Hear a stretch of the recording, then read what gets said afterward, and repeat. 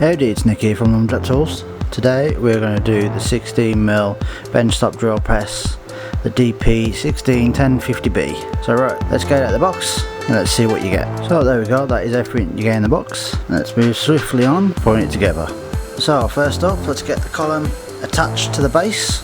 And what you're going to need is a 16mm spanner or a socket and the 4 bolts. So what you want to do is line up the holes off the column to the holes on the base and bolt them down.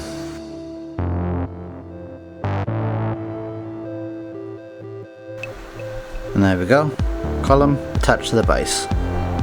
Next up, we'll take this lever and make sure that the table arm is secure. Just like that. Next up, we'll get this lever on, use the Allen key that is provided. And there we go, that's how it looks so far.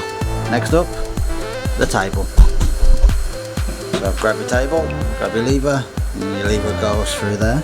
Now the way to do the lever is you put it through the larger side so it clamps down. Alright, next up, to get the drill press on top of the column. Now if you need help, don't be afraid to go and ask someone to give you a hand, put it on top. So there we go, with the top on it should look like that. Now it's time to get the chuck on and the guard and the handles as well. So to do the handles, pretty straightforward. Get your handles, screw them into the holes around here.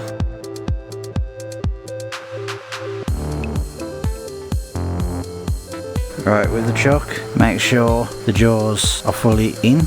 Put it on like that. Now to make sure it's actually on, get a piece of wood and press down on it. That should not be coming off now. So there you go. Now with the guard, undo that, slide it on there, and it'll look like this. So there we go. That is one fully assembled drill press.